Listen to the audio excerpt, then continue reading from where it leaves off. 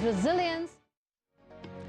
Live from New Delhi, you're watching DD India News Hour, India's voice to the world. I'm Ramesh Ramachandran. Coming up in the next hour, India's President Draupadi Murmu addresses the nation on the eve of the country's 75th Republic Day, approves gallantry awards to 8 armed forces personnel, including 12 posthumously.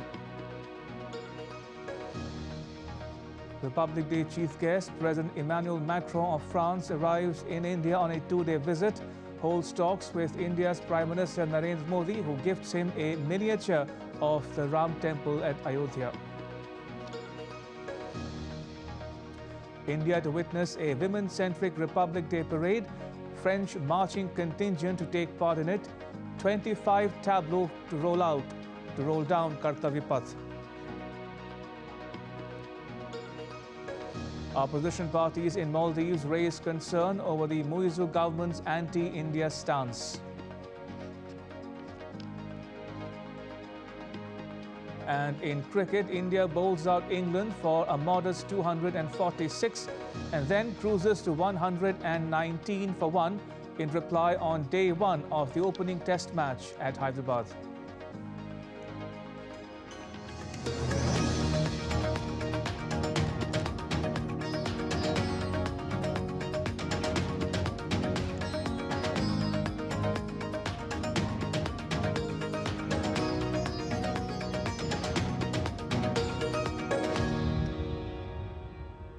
India rolled out the red carpet for President Emanuel Macron of France, who is on a 2-day visit to the country. Prime Minister Narendra Modi and President Macron held talks in the western Indian city of Jaipur. President Macron will be the chief guest at the Republic Day celebrations in the country's capital, New Delhi, on Friday. President Macron's visit caps the 25th anniversary celebrations of the India-France strategic partnership. The French leader has previously been in India on a state visit in March 2018 and on an official visit in September 2023 for the G20 summit held in New Delhi. President Emmanuel Macron of France began his 2-day visit to India on Thursday. He was received by the Governor and Chief Minister of the Western Indian state of Rajasthan, along with the country's External Affairs Minister at Jaipur, the capital of India's western state of Rajasthan. President Macron received a traditional welcome at the majestic Amer Fort. He was welcomed with garlands on the tunes of traditional music, caparisoned elephants and vibrant folk dancers as he toured the fort. President Macron spoke to some students at the Amer Fort. The Amer Fort contains several spectacular buildings. It is a palace built by the great conqueror Raja Man Singh I, who ruled from 1590 to 1614 AD. Built in 1592, the fort was included in the UNESCO's list of World Heritage Sites in 2013. Next, he visited Jantar Mantar. President Macron then joined Prime Minister Narendra Modi on a road show. The French president also visited the iconic Hawa Mahal. Both leaders went to a local market filled with Indian handicrafts. Prime Minister Narendra Modi explained the UPI digital payment system to French President Emmanuel Macron. PM Modi bought and gifted Ram Mandir miniature to President Macron through a UPI transaction at Hawa Mahal from his phone. Later, both leaders enjoyed a cup of tea in Jaipur. They had kulhar chai, or tea served in a traditional handleless earthen cup. Prime Minister Modi and President Macron held bilateral talks. President Macron will be the chief guest at the Republic Day celebrations in New Delhi on Friday. A French armed forces contingent will participate in the Republic Day parade and fly past alongside India's troops and aviators. It is the 6th time a French leader is the chief guest at India's Republic Day celebrations. President Macron's visit comes just months after Prime Minister Modi's visit to Paris on France's Bastille Day on 14th July 2023. The Macron-Modi talks seek to consolidate the gains made in the India-France strategic partnership by finalizing new initiatives under the Horizon 2047 roadmap agreed to by both the countries in July last year. 25 years after the launch of the strategic partnership, France and India have shown an intent to launch new and common goals for the next 25 years. Munmun Bhattacharya's report for DD India. And joining me from Jaipur is my colleague Jessica Taneja. Jessica, what were the highlights of or takeaways from Macron's visit to Jaipur?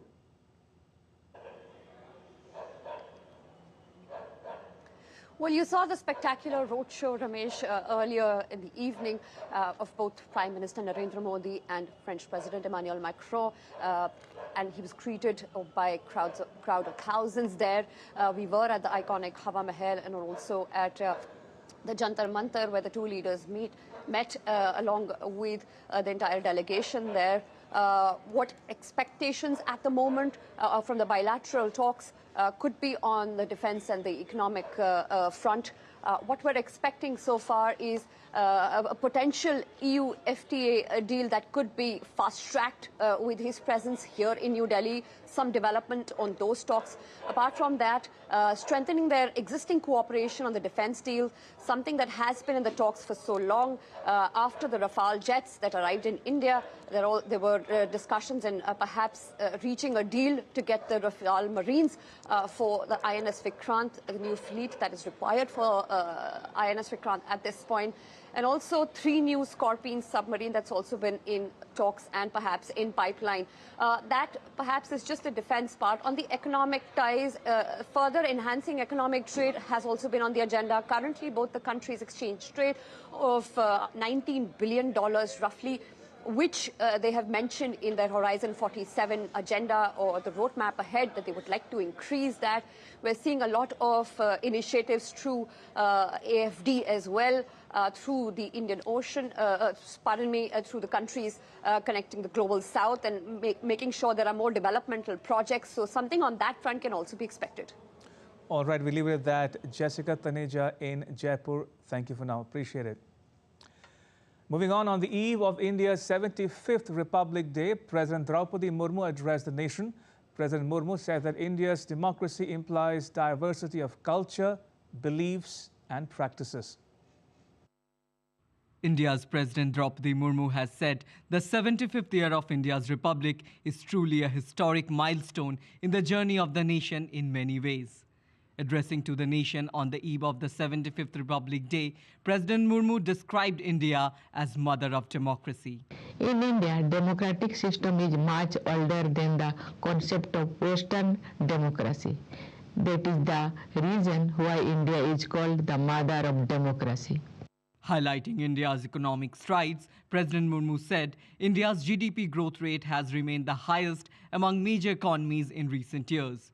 Referring to artificial intelligence and machine learning, President Murmu said that emerging technologies have come into our daily lives. President also referred to the historic consecration ceremony of idol of Lord Ram in new temple at Ayodhya in Indian state of Uttar Pradesh. Earlier this week, we witnessed the historic consecration ceremony of the idol of Prabhu Sri Ram in the glorious new temple constructed at his birthplace in Ayodhya. When this event will be seen in the wider perspective, the future historians will consider it a landmark in India's continued rediscovery of its civilizational heritage. President Murmu raised concerns over conflicts and violence in different parts of the world. She said India has time and again shown that non-violence is not just an ideal, but it's a distinct possibility. Abhishek Bose for DD India. For India's 75th Republic Day celebrations, the country's national broadcaster Doordarshan has made foolproof arrangements. More than 60 cameras are covering the event live. DD India's Vishal Badisto spoke to the country's Secretary of Information and Broadcasting. Take a listen. I'm inside the Doordarshan's control room, and elaborate arrangements have been made to make this occasion historic. I have with me Secretary INB, along with him the CEO Prasar Bharati and the DG of DD National. Let's talk to them and find out, sir, what kind of arrangements are you satisfied with it? Doordarshan has made all preparations to make this occasion historic. As you mentioned, we have completed 75 years, and Doordarshan is fully geared to take this event to the public so that they can enjoy within their living rooms and actually feel what is happening on the Kartavya Path. From Rashtrapati Bhavan to Kartavya Path, 60 cameras have been put in place, and every time the expectation is very high from Doordarshan. So what else can we expect here? Doordarshan has provided 60 cameras, and I think Doordarshan has gained from the experience of G20 and most recently the inauguration, the consecration of the Ram temple at Ayodhya, and the entire staff of Doordarshan is fully geared.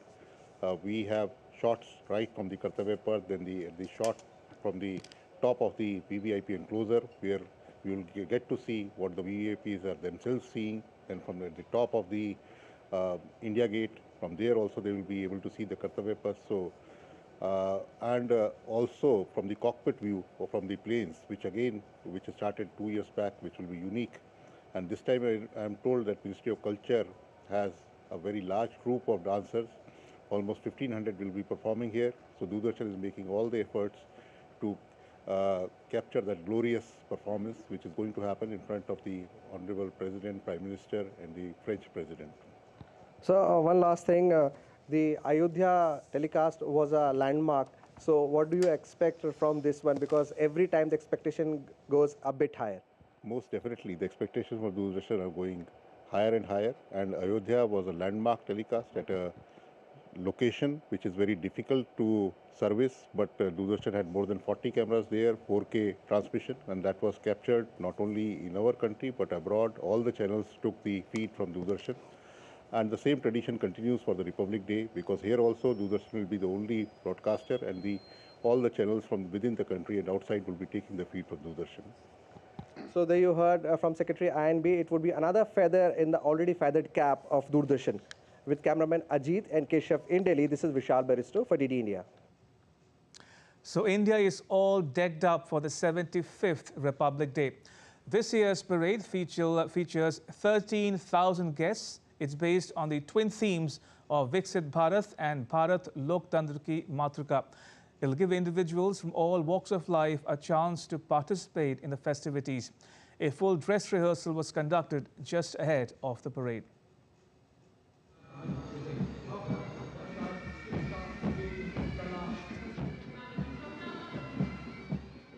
India is all set to celebrate Republic Day on January 26th. The theme for the tableau at Republic Day Parade 2024 has been decided as Bharat, the Mother of Democracy. This year, Republic Day Parade is going to be a women-centric event. Interacting with NCC cadets and NSS volunteers, Prime Minister Modi said Republic Day Parade will be even more special this year. आप गणतंत्र दिवस की parade का हिस्सा बनने जा रहे हैं और इस बार ये 2 वजहों से और विशेष हो गया है। ये 75वां गणतंत्र दिवस है और दूसरा, पहली बार गणतंत्र दिवस की परेड देश की नारी शक्ति को समर्पित है। French President Emanuel Macron, who is the chief guest this year on the occasion of Republic Day, has arrived in India. A contingent from the French army is also set to participate in Republic Day Parade.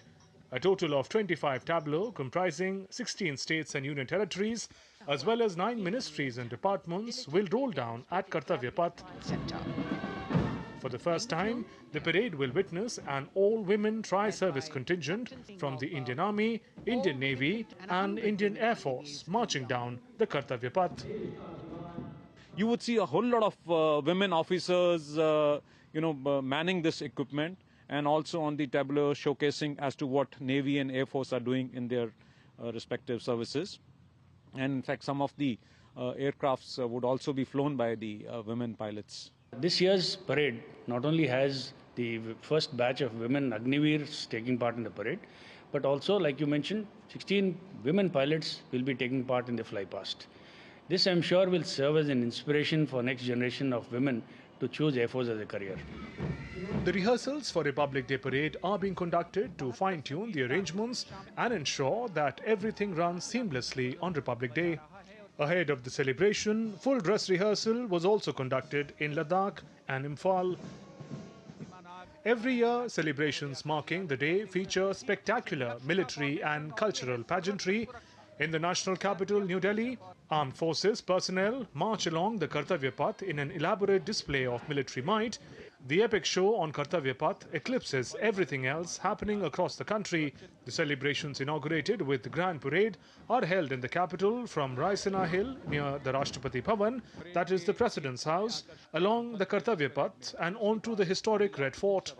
On this day, ceremonious parades take place at Kartavya Path, which is performed as a tribute to India, its unity in diversity and its rich cultural heritage by states of India by building beautiful tableaux. A total of 51 aircraft of the Indian Air Force, including 29 fighter jets and 13 helicopters, are expected to be part of the Republic Day flypast. The parade will also witness 100 women artists playing Indian musical instruments for the first time. Around 77,000 spectators will witness the parade at Kartavya Path in New Delhi. Right, moving on, Bangladesh's Speaker Shireen Sharmin Chaudhry said that a democracy such as India represents the global south. She praised India's recent move to reserve 1/3 of the country's parliamentary seats for women. She was speaking at an event held to mark India's 75th Republic Day in Dhaka. She expressed gratitude for India's vital support in the 1971 Liberation War, saying that the strong ties under the two countries' leaders, Narendra Modi and Sheikh Hasina, were marked by trust and equality. Still to come on DD India News Hour. Opposition parties in Maldives raised concern over the Muizzu government's anti-India stance. India's Prime Minister Narendra Modi greets his compatriots on the occasion of National Voters' Day. And U.S. Secretary of State Antony Blinken continues on his four-nation Africa tour with a visit to Angola.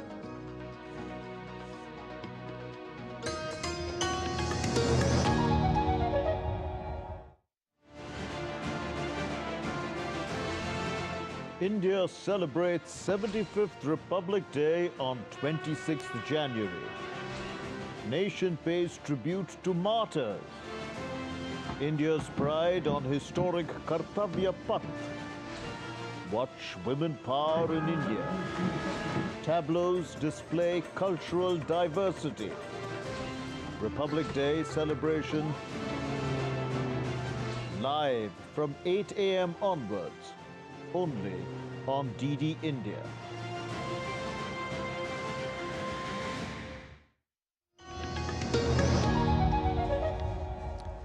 You're watching DD India News Hour. I'm Ramesh Ramachandran. Opposition parties in Maldives have united against the Muizzu government's anti-India stance. Two parties have issued a joint statement warning the government. Abhishek Bose reports. Political crisis in Maldives deepens further over anti-India stance. Another Maldivian MP, Mikhail Naseem, rejected the anti-India remarks made by three ministers. As a people, we reject these racist remarks, and we reject the people who have made these remarks, and we want serious action taken. The government's actions do not reflect the majority view of Maldivians. The Maldives government's foreign policy may turn out to be detrimental to the development of the island nation. The two main opposition parties in Maldives, the Maldivian Democratic Party, MDP, and the Democrats, have warned the government against its stance. The opposition parties described India as the most long-standing ally. Warning the Maldivian government, the two parties issued a joint statement.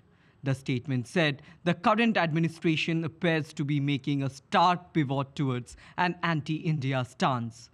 These two parties together hold 55 seats in the 87-member House in Maldives. Well, Maldives has always held an India-first policy, and it is not without good reason. Maldives has held this policy regardless of who was in government, because we understand the reality of our geography. We understand where our strategic interests lie, and we understand the importance of having India as our closest ally, as our most reliable ally. I think what has happened is that the then opposition, leading up to the presidential election of 2023, they had been using anti-India sentiments and anti-India rhetoric to score political points locally. And despite assuming office, President Muizzu and his administration, including the deputy ministers who made the derogatory remarks against President Modi. This comes after the Maldives government said a Chinese ship will be docking at a Maldivian port. The development comes after Maldives' recently elected President Mohammad Muizzu made Beijing as his first port of call early this month, soon after assuming office. This was a sharp contrast in foreign policy of the Maldives, as New Delhi has traditionally been the first port of call for a Maldivian president. The Maldivian MP said the docking of the Chinese vessel lacks transparency. President Muizzu had just ended his China trip, and then we saw very senior Chinese government officials visiting the Maldives again, and the news of the Navy vessel arriving in the Maldives came soon after that. So the lack of transparency and the lack of information given to the public about why this vessel is coming, what the purpose is, and why the Maldives is welcoming a vessel that was banned by its closest neighbor, Sri Lanka. I think that is very concerning. Bilateral ties between the two countries had plunged after Muizzu's election victory last year. Derogatory remarks against India by Maldivian ministers further escalated the situation, leading to calls for a boycott of the Maldives as a tourist destination by Indian social media users. Tourism from India is a major source of revenue for the Maldives. The current situation has created a significant economic concern for the island nation. Abhishek Bose for DD India. And for more on this developing story, joining me from Colombo is my colleague Ahmed Mueen Faruki. What's the main worry or principal concern of the two opposition parties, in this case the Maldivian Democratic Party and the Democrats? Good evening, Ramesh. You see, India and Maldives had traditionally been very close partners, developmental partners as such, in addition to the cultural ties that both countries have shared over several centuries. India, in fact, had been among the first countries which had recognized Maldives as an independent country in 1965 and had been the first responder. So it's genuinely understandable that the opposition parties, the Maldivian Democratic Party, as well as the Democrats, who number 55 in the 87-member Majlis, the parliament of Maldives, they have realized that this is not something which goes alongside the ethos of Maldivian people. And they have recognized that India has been the long-standing ally of Maldives, and they see that this stance of the current Maldives government, it's not in the best interests of Maldives. So that is their primary concern. Apart from that, they've also mentioned several other concerns as well, which includes signing of several MOUs with certain foreign partners. Primarily, I think this points at the number of MOUs which were signed by President Muizzu when he had been to China. So there have been a few other concerns as well, but the primary concern appears to be the stance which the Maldives government, the current Maldives government, is holding with regard to its policy towards India. Which brings me to my next question to you. By hitching his wagon to Beijing, does President Muizzu risk throwing Maldives deeper into a so-called Chinese debt trap? Ramesh, you see, we have had sufficient examples. I'm right now in Colombo. Sri Lanka has had gone through a very terrible kind of economic crisis in 2022. A primary reason of that was the several of these white elephant projects which Sri Lanka had executed using Chinese support under the Belt and Road Initiative. Not just Sri Lanka, in fact, the World Bank had commented that over 70 countries were reeling under the Chinese debt across the world. And it's no exception that even Maldives has had a huge external debt which it owes to China. In fact, it is 31% of the GNI, the gross national income that they have. They're a small economy of about $5 billion US dollars every year. That is their GNI. But if we just look at the debt that Maldives owes to China, it is $1.37 billion. So yes, this is quite a risky kind of a thing for Maldives. Rather than the policy which was being adopted by the previous government, if they move slightly towards China, it will be a little risky. But you know, there have been ethnic and cultural ties which India and Maldives have shared since quite some time. And even the last 5 years, good number of projects India has already executed, and several of the projects are still going on, including the Greater Malay Infrastructure Project. So it appears that the current stance will not be very much in line with what has happened over the past 5 years. But yes, as you said, it will definitely put at risk what the situation in Maldives is right now. Because you see, in October, World Bank had also brought out its report when it had said that if the current Maldives government continues with its stance with leaning towards China, it will be a detrimental step for the economy of Maldives itself. Ramesh. All right, we'll leave it at that. Ahmed, Mueen, Faruki in Colombo, thank you for now. Appreciate it. And moving on the vibrant canvas of Indian democracy, the 14th National Voters' Day dawned with the promise of civic empowerment, and citizens embraced their pivotal role in shaping the nation's destiny as India celebrated National Voters' Day on Thursday. Take a look at the next detailed report. Nothing like voting. I vote for sure. With this theme, India celebrated the 14th National Voters' Day on Thursday on the vibrant canvas of world's largest democracy. Weaving a tale of democratic fervor, Indian President Draupadi Murmu graced the Voters' Day celebration in New Delhi, expressing her pride in the vastness and diversity of our democracy. हमारे लोकतंत्र की गौरवशाली यात्रा में निर्वाचन आयोग की महत्वपूर्ण भूमिका रही है।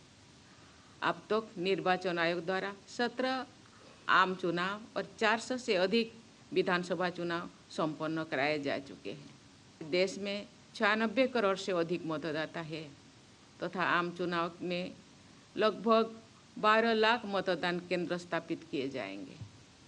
इस वर्ष आम चुनाव को संपन्न कराने में लगभग 1.5 करोड़ चुनाव कर्मी अपनी सेवाएं प्रदान करेंगे।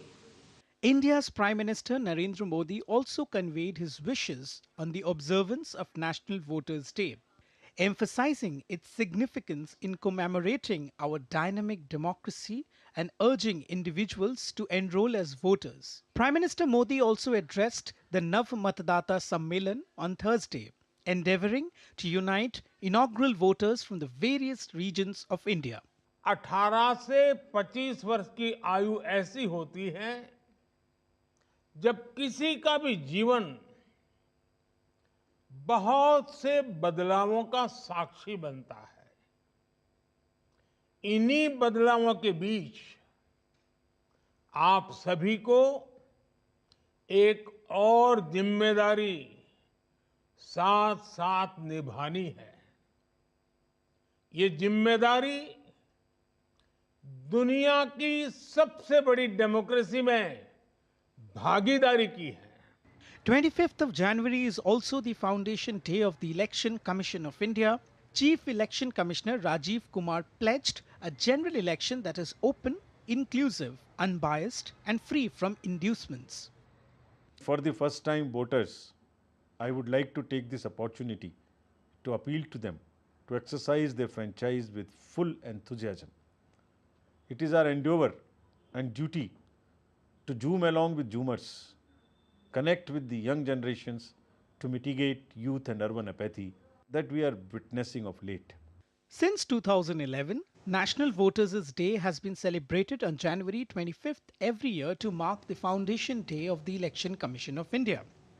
The main purpose of the National Voters' Day celebration is to create electoral awareness among citizens and encourage them to participate in the electoral process. Bureau Report, DD India.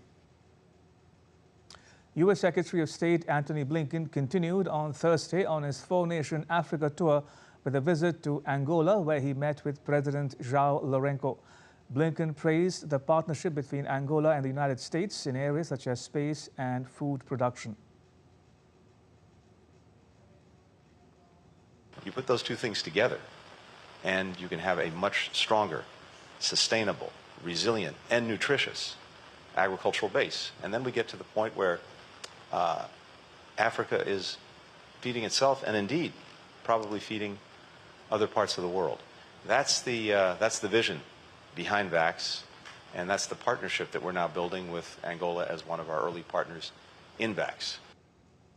Blinken is on a four-nation tour of Africa from 21st to 26th January, including Cape Verde, Ivory Coast, Nigeria, and Angola. Thailand and Germany have decided to strengthen their strategic alliance. After a bilateral meeting with the President of Germany on Thursday, Thailand's Prime Minister Srettha Thavisin said that the two nations have discussed various matters, emphasizing the importance of fostering Thai-German cooperation in addressing climate change and transitioning to renewable energy. Germany's president is on a three-day visit to Thailand. The two leaders exchanged views on geopolitical conflicts. And now take a look at some more stories making news around the world. Train drivers in Germany went on a 6-day-long strike on Wednesday after negotiations with the national train operator Deutsche Bahn failed to produce an agreement on pay and working hours. The German Locomotive Drivers Union has been demanding reduction in working hours and hike in payments, keeping inflation in mind. The rail operator has advised passengers to delay their travel plans as much as possible to avoid being affected by the strike. Wildfires in Chile's Araucania region have burned through close to 90 hectares. Fire brigades in the Lautaro commune were fighting 9 active fires as of Thursday morning near populated areas. A Turkish military plane flew at an extremely low altitude over the central province of Kayseri in Turkey as it made an emergency landing on Thursday. Video footage showed the plane flying just above the traffic on a road and passing over a stadium. Turkey's defense ministry said that the incident was a result of technical problem in the aircraft. No casualties were reported. Hundreds of women devotees braved temperatures as low as 2 degrees Celsius while they took a holy dip in the Shalinadi River in Nepal's capital, Kathmandu. The dip marks the beginning of a month-long rituals by the Hindus in honor of goddess Swasthi. And still to come on DD India News Hour. An expert take on the past, present and future of the India-France strategic partnership. The U.S. Navy sails its warship through the Taiwan Strait for the first time after the elections on the island. And NATO launches its largest exercise since the Cold War.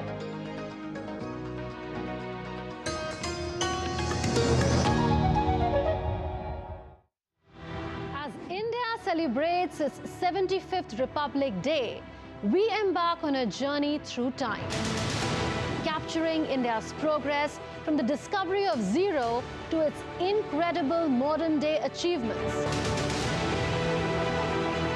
Watch the story of India's resilience, progress and innovation.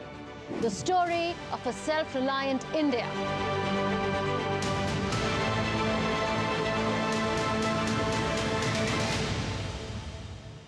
On Connecting the Dots with me every Friday at 8 p.m. IST on DD India.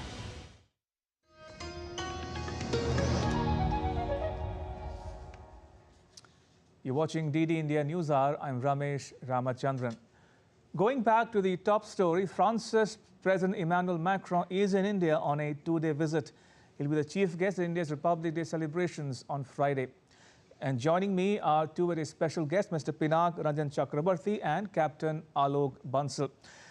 Mr. Chakrabarti is a former Indian ambassador to Thailand and High Commissioner to Bangladesh.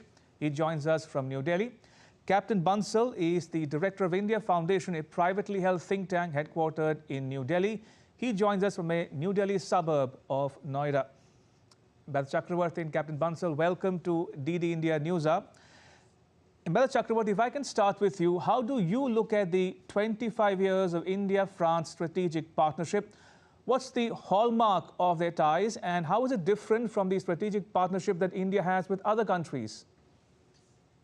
I think among the dozen or more strategic partnerships, I think the India-France partnership certainly comes, right at the top.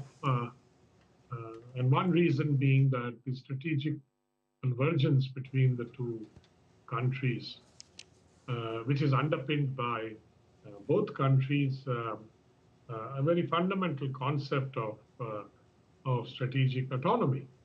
And both countries share that kind of outlook and vision in their foreign policies. Hence, I think there is a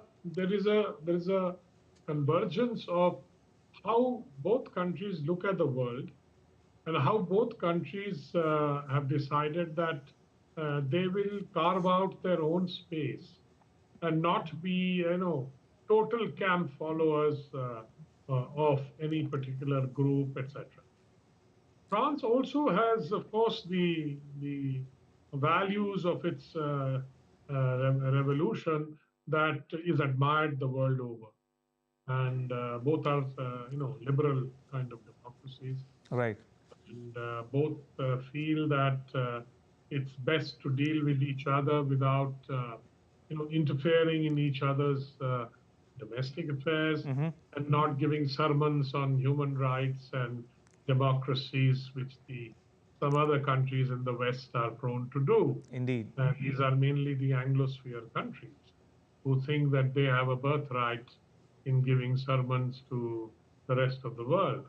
I don't think India is now in a position or in a place where these sermons, are either taken seriously or in fact, it irritates and adds unnecessary irritants to relationships with those countries.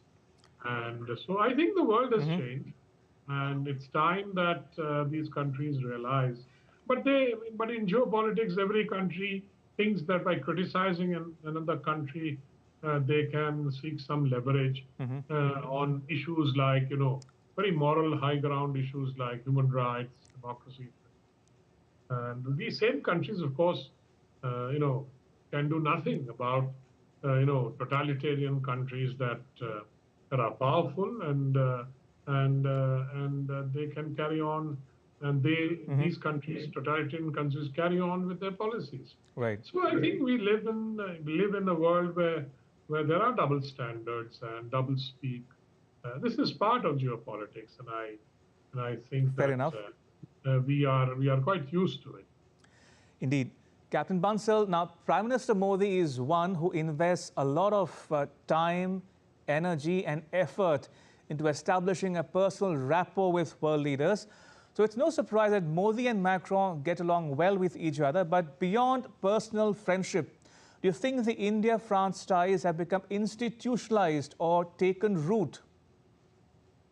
See, we must be very clear that India-France ties go really very far back. And as Ambassador Pinak Chakravarti said, these ties stem from both the countries' pursuit of strategic autonomy. We must remember that France, despite being a member of NATO, despite being an integral part of the Western world, right from the time of Charles de Gaulle, has pursued an independent foreign policy. And similarly has been the case of India, which has always, in fact, which led the non-aligned movement and now is, of course, cherishes its strategic autonomy. And even after the nuclear tests in '98, as you remember, when Atalji was the prime minister, France was the only Western country which did not impose sanctions. In fact, I remember President Jacques Chirac at that point of time coming for the Republic Day. And now I think again we have, after 25 years, another French president coming here. And this is very, very important. Besides this pursuit of strategic autonomy, as you said, personal equation has been the great. Prime Minister Modi visited France for the National Day. In between, in UAE, the leaders met. And now the amount of cooperation between the two countries is phenomenal. It starts from the field of defense. You have in the field of maritime cooperation, then we have cyber security, you have technology, solar alliance, we are an integral part of the alliance. So there is huge amount of convergence of interests as well as personal chemistry, which is driving the two countries together. The way the roadshow in Jaipur went off today, you could see, you could feel the personal chemistry and the personal fondness that the French president had for India and its people. Right. I've heard the phrase strategic autonomy from the both of you. So let me ask you, Ms. Chakravarti, what does strategic autonomy mean for the benefit of viewers watching this broadcast? Is it true that France, like India, swears by strategic autonomy in its foreign and security policy? Would you say that France's and India's position on the Ukraine-Russia conflict is a good example of just that? Well, in the specific case of the Ukraine war, I think there are nuanced positions. I think France has a nuanced position and not entirely in in congruence with what the US wants Europe to do, and hence France has tried on a separate track to find a solution. I think Macron traveled to Kyiv and to Moscow to try and find a solution. But it didn't work because the U.S. was intent on, carrying on this war of attrition and somehow ensuring that, or trying to ensure that Russia bends, and goes down on its knees, which did not happen and is unlikely to happen. So I think that is one aspect of France which we must remember. India, of course, took also a very different position in terms of despite all the pressures and don't buy Russian oil, we did buy, and ultimately we found that the processed oil was being bought by Europe. Europe thought that it can get a carve out and say, we can buy gas, but you can't buy oil. Such double standards and cannot work in this world today.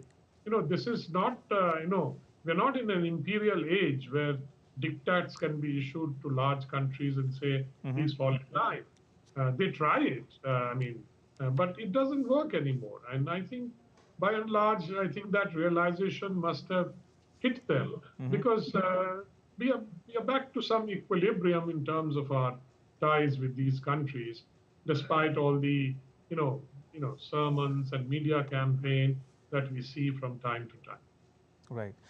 Just about enough time to ask you one last question, Captain Bansal. You've served in the Indian Navy, therefore this question is for you.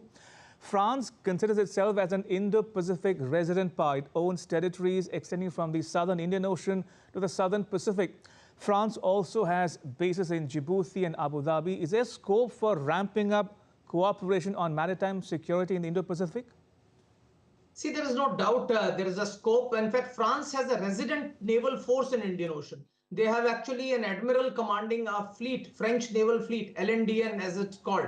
And they have a lot of territories, Rodrigues, and next to Comoros, they have an island, Mayotte. And in fact, they have a lot of territories. So France is a resident naval power. In fact, there are MPs from Reunion, etc., who have been in the French parliament.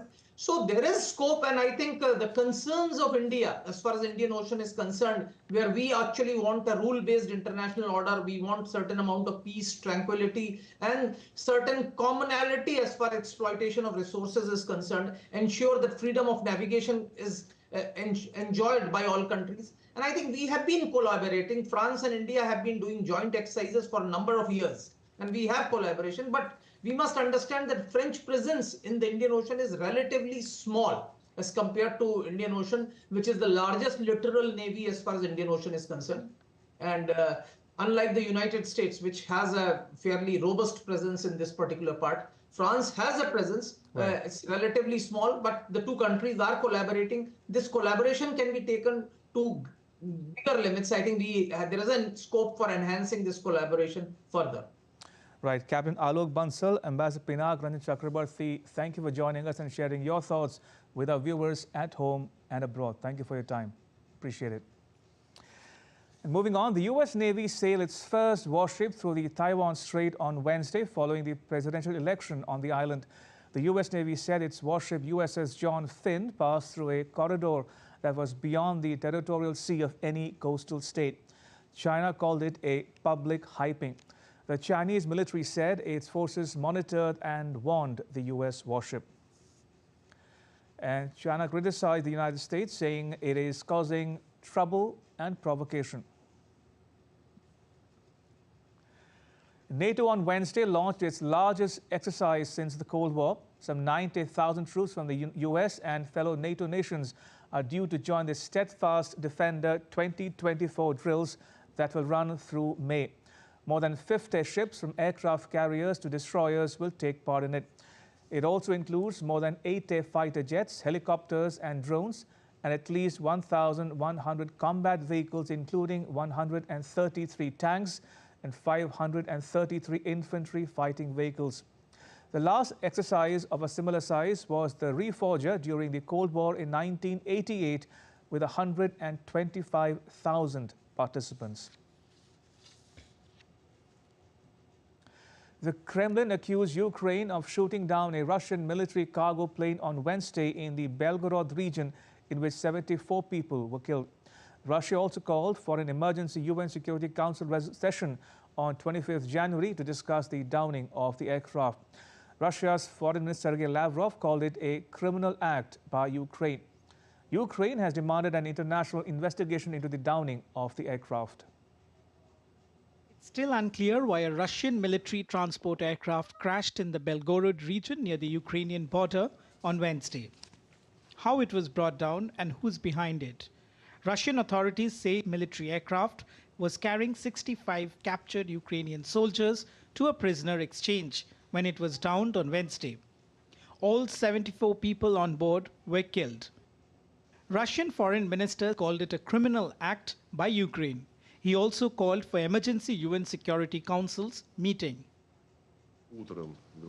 On the morning of January 24 Moscow time, a terrorist attack was committed, as a result of which, in the area of Belgorod region, a Russian transport aircraft IL-76 was shot down, which was carrying out a flight to transport 65 military personnel of the armed forces of Ukraine from the Moscow region to Belgorod, which were accompanied by 3 Russian officers and a crew of 6 people. They all died. On the other hand, the Ukrainian side says it was not asked to ensure airspace security around the Belgorod area in the southern Russian region. However, Russia has rejected Ukraine's claim, saying Ukraine was given 15-minute warning about the flight. The Ukrainian side was officially warned. I underline this. Officially warned 15 minutes before the plane entered the zone. They were given complete information which they received and confirmed it's received by the main intelligence directorate of the Ukrainian armed forces. Ukrainian President Volodymyr Zelensky accused Russia of playing with the lives of Ukrainian prisoners. Kyiv also demanded an international investigation into the incident. Kyiv and Moscow have held many prisoner swaps since the early months of attacks in February 2022. Earlier on January 3rd, Russia and Ukraine exchanged more than 200 prisoners of war by each side. It was the largest documented swaps of troops. Fuzail Ahmed reporting for DD India. In response to media queries regarding remarks made by Pakistan's Foreign Ministry, the spokesperson of India's Ministry of External Affairs, Randhir Jaiswal, said, and I quote, "We've seen media reports regarding certain remarks by Pakistan Foreign Secretary. It is Pakistan's latest attempt at peddling false and malicious anti-India propaganda. As the world knows, Pakistan has long been the epicenter of terrorism, organized crime and illegal transnational activities. India and many other countries have publicly warned Pakistan, cautioning that it would be consumed by its own culture of terror and violence. Pakistan will reap what it sows. To blame others for its own misdeeds can neither be a justification nor a solution," unquote. The Vixit Bharat Sankalp Yatra is being undertaken across India with an aim to inform people about government welfare measures and ensuring that their benefits reach people in a time-bound manner. The Yatra reached Palampur in the northern Indian state of Himachal Pradesh. The local communities responded to it with much enthusiasm. Officials gave information to people about various government schemes including Ujjwala Yojana, One Rank, One Pension, Ayushman Bharat Card and farmer welfare schemes. And still to come on DD India News Hour. Weather updates from India and around the world. And India's Virat Kohli crowned ICC Men's ODI Cricketer of the Year 2023.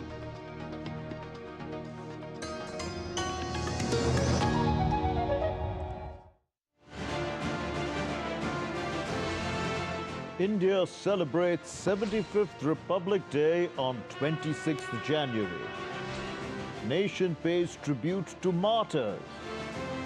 India's pride on historic Kartavya Path. Watch Women Power in India. Tableaus display cultural diversity. Republic Day celebration live from 8 a.m. onwards, only on DD India.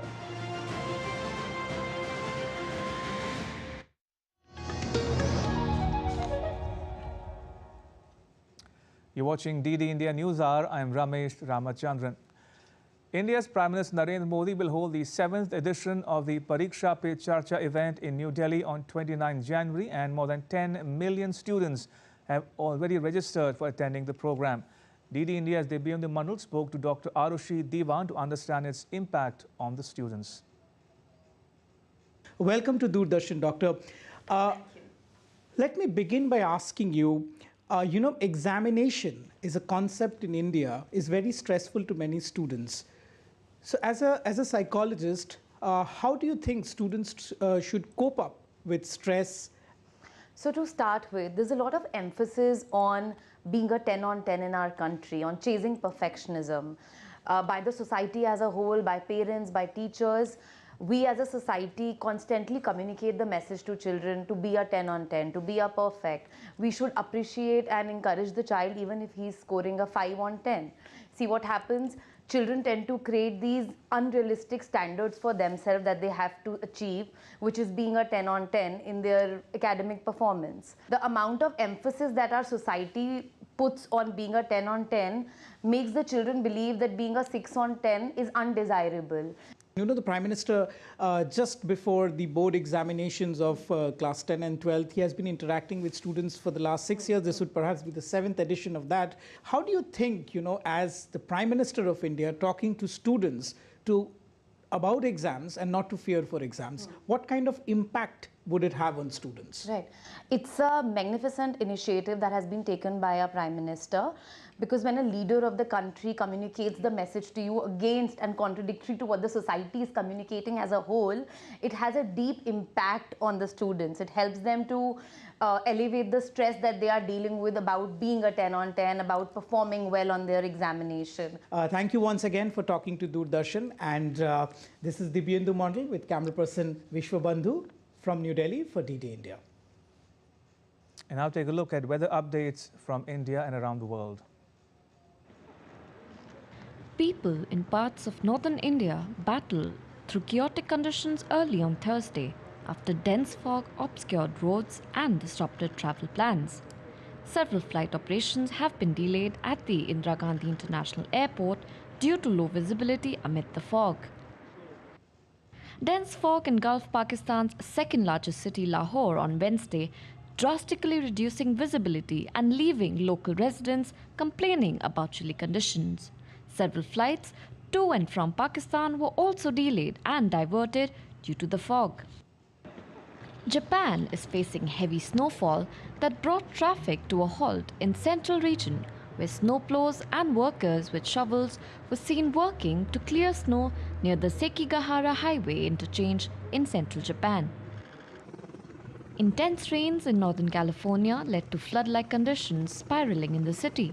A woman was rescued after 15 hours of being stranded on top of her overturned car in Livermore, California. Yorkshire River Ouse burst its banks on Wednesday after Storm Jocelyn hit the UK. Video footage showed floodwater covering streets in the city centre and submerging street signs. Climate change has led to a record drought in the Amazon rainforest, leading to drained rivers. Endangered dolphins are killed and upended life for millions of people in the region.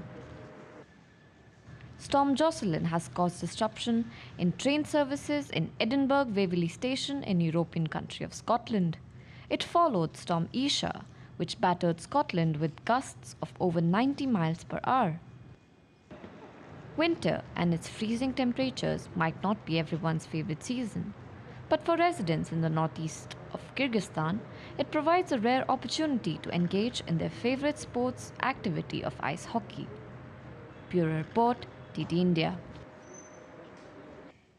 In a compelling prelude to the Republic Day festivities, India's Sports Minister Anurag Singh Thakur met with the country's athletes. The minister expressed his heartfelt gratitude to the athletes for not only elevating the national pride, but also etching India prominently onto the global sports canvas. Union Sports Minister of India Anurag Singh Thakur met with a group of exceptional athletes who have been invited as a special guest for the 75th Republic Day celebrations. The Sports Minister engaged in insightful discussions with the athletes. He reaffirmed the government's commitment to further bolster the sports ecosystem in the country. During the interaction, Sports Minister thanked athletes for elevating India's global sports standing and bringing pride to the nation. गणतंत्र दिवस की पूर्व संध्या पर एक साथ हैं। ये हम सब के लिए गौरव की बात इसलिए भी है कि आज भारत के कदम हर क्षेत्र में बढ़ रहे हैं। हमारी सॉफ्ट पावर जो स्पोर्ट्स है, उसमें भी आप सबके योगदान से भारत के कदम बहुत आगे बढ़े हैं। उसके लिए मैं आप सबको बहुत-बहुत बधाई और आप सबका बहुत-बहुत धन्यवाद। ये माननीय प्रधानमंत्री जी, माननीय राष्ट्रपति जी की इच्छा थी कि आप सबको यहाँ पर एक गेस्ट के रूप में गणतंत्र दिवस में बुलाया जाए। आप इसमें शामिल होने के लिए आए, मैं आप सबका बहुत स्वागत अभिनंदन करता हूँ।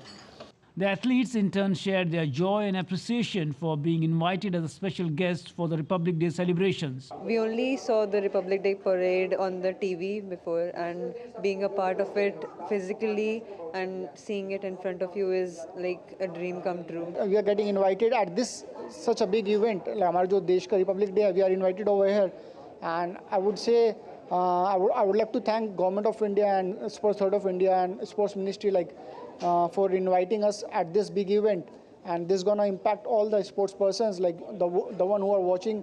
They will also get encouraged. This gathering showcased the synergy between the government and the sporting community in their collective pursuit of excellence. Sports Minister's engagement with the athletes not only emphasized the significance of sports but also highlighted the role it plays in shaping the nation's identity. Narayan Singh Sport for DD India, Delhi. To cricket now, Indian batter Virat Kohli has been named ICC Men's One-Day International Cricketer of the Year 2023. This recognition comes on the back of his phenomenal performance in the 50-over format, especially in the ICC Men's Cricket World Cup, which was held in India last year. Hosts India bowled out England for a modest 246 and then cruised to 119 for 1 in reply on day one of the opening test match in Hyderabad on Thursday. Ben Stokes produced a captain's knock of 70 to help England post a competitive total before it wilted early in the final session. Opener Yashasvi Jaiswal led India's strong reply with a rapid unbeaten 76, while Shubman Gill was on 14 at the close. And with that, it's a wrap on this edition of DD India News Hour. Let us know your thoughts on the news of the day. You can connect with us on Facebook, X and Instagram. You can also check out our website ddindia.co.in. We'll be back with more news as it breaks here on DD India. I'm Ramesh Ramachandran. From all of us here in New Delhi, thanks for watching DD India News Hour.